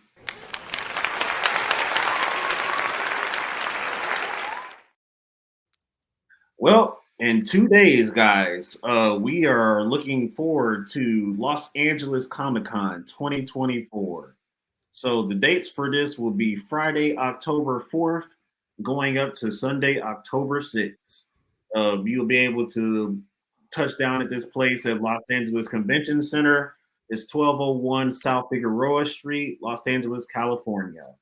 The website where you can get tickets from this or tickets for this is comicconla.com. hmm So nothing is sold out yet, which is surprising because it's a huge event in California. Mm. Friday, the hours are from 1 p.m. to 8 p.m. General admission is $47. Saturday is Oh, from that's super cheap for LA. Are you kidding me? yeah, Yeah. LA prices is crazy. Oh my Um, god. and nobody's bought all of these yet. That's insane. It was more expensive to go to Phoenix Fan Fusion. What the Ew. Dang. All right. Cool. Yeah. Saturday is from 9:30 to 7 p.m. That'll be general admission tickets for $68.50. So a little bit more expensive because it's the main day and it's a longer day. It's a Uh, Saturday. That makes sense. right. It's the biggest day to the active fool. Mm. Sunday is from 9:30 a.m. as well, but it ends at 5 p.m. General admission tickets are $58.50. Okay. You have the 3-day weekend pass, which is $114, and then you have the VIP, which is $310. Oh. So Nice. you can go to comicconla.com to get those. The dates are October 4th to October 6th, so it's literally this weekend. So if you Yeah. haven't booked your flight and your hotel, you are fucking up. I mean, if you're in the area, this is a great thing to just go and do. You know, you have Oh so yeah. many people from Star Wars. You have Back to the Future. You have like almost all of the Adams family like fucking cast there as well. Hell yeah. Absolutely. So it's gonna be a great time. I'm for sure. Like it's gonna be a great time. So we have about nine main event guests basically for this convention. So Ewan McGregor is Oh, one of my the Star man. Wars crew. Yes. Obi-Wan Yeah. Kenobi. You're my only Uh, hope. yeah, and Hayden Christensen, Anakin Skywalker. Mm-hmm. Rosario Dawson, Ahsoka, Damn, Ahsoka uh, Tano. Giancarlo Esposito as usual. my Moff guy, Gideon. Hey, Ma freaking Gideon. my guy. Um, both main characters from Back to the Future, Michael J. Fox and Christopher Lloyd, Ah, Yeah. insane for LA. And then bucket you list have, autograph for me right there. for real, basically Rick and Morty in the flesh. that This is true. is the Rick and Morty before Rick and Morty. Yeah. Also Christopher Lloyd, man, like he's just Ah, like a big name actor. Like dude, my well, him and favorite my movie growing up, like that was my favorite movie was Who Framed Roger Rabbit. yes, And he was the villain Absolutely. in that, like yes. Judge Doom. Like And Michael J. Fox. I mean, you got Back to the Future. You got Teen Wolf. You got Mm, so many of those great '80s movies and early '90s that he was in. Like, yeah. and he's made such a staple, and just out of the cinema realm, but just in the health realm, with Parkinson's and stuff, that he's done Yeah. so many great things that he's contributed to, like, Mm, both of them iconic. Yeah, yeah. that man is a straight up hero for sure. Yes. In the last three guests, we got Hayden Panettiere, Big Bang Theory, Tara Strong, which is like one of the most famous voice actors in the game, and Mm. then Christina Ricci. I know Mm. Hayden Panettiere is most famously known from the Nashville series. Nope, Hey, nope. I know her from Ah! Heroes, Save the Yeah, Cheerleader, yeah, Save yeah, the yeah, World. yeah, hell yeah. yeah. Yeah, She's she also, she a drama queen in Nashville, let me tell you. woo, she was one of the extra sisters in the Charmed TV series as well. Okay. So I didn't know that. she's got a history. They brought her along in like one of the final seasons of it. Okay, nice. And, whew, I love me some her. Heck yeah, that sounds like a great con. I'm not gonna lie, like, makes me wish I was Yeah. a little closer to California. For And real, man. gotta move to Vegas. We're like a hop, skip, and a jump away. Yeah, Like we're like 4, maybe 5 hours away. Yeah, you guys are about as far away from LA as we are from Nashville. So it's Mhm. yeah. whew. Yeah. Heck yeah, great con. So, Deontay, what you With got the coming up? with SNN, bro. Hey, so we have our merch store is already live and ready to go. So Heck our yeah. link is on all of our social media. I haven't Yeah. done an official IG post yet, but you can find it on our Facebook page and our Yeah. YouTube channel and Twitch. You can go to our link tree, and then it should be one of the store links, and you can actually buy yourself some super sexy Saturday Night Nerds gear Heck just Uh-oh. in yeah. time for the winter season. We are Love here for it, that. man. You got I'm beanies? about to get me a good coffee cup, man. Like, if Oh, anybody knows me, knows I'm a coffee cup collector, and I am about to get me a Saturday Night Nerds coffee cup to add to my collection. hell yeah, man. We appreciate all the support we can get. All this money goes back into the business, and we even donate some of it to charity as well. So, Heck Love yeah. that. You guys are amazing. Blake, we had an amazing interview We did. yesterday. When We are got we going to finally debut that to all of our amazing fans? So this Friday, we will be dropping our second celebrity interview with the one and only comic book man's Ming Chen. If you are a con goer, if you're not a con goer, you should be. But this is the It's okay. con You're not. celebrity of con celebrities. This guy hits anywhere from 25 to 30 cons a year guesting at them. Uh, like, such a great guy. He's been in so many Kevin Smith movies. He's Mm, known for 7 seasons of AMC's Comic Book Men. Such a great guy, man. Like, he's the guy's met Stanley twice. If you mm, haven't seen the Bookmen episodes, like, they're on YouTube and I think Hulu right now, so you can get on both of those to watch them. But me, man, he's such a true nerd. Like, it's always great to meet your celebrities, but then mm. to meet a celebrity that's a true nerd like yourself, or even maybe more so, it's so cool to meet them. But yeah, we have a great, like, roughly 45-50 minute episode, kind of diving into Ming's life and his career, and some great highlights of his life and things he's done. But we'll be dropping that episode on Friday. So yeah, cannot wait. And then yeah, shortly, maybe a couple weeks after that, we've got another celebrity to announce that we're gonna be doing an interview of. So can't wait to find out who that is. Number 3 Yes. already. Yes, sir. Exciting stuff. I love it. I love it. But yeah, that's about all we got for tonight. So until Friday when we see you on that special episode, we'll see everybody later. Peace.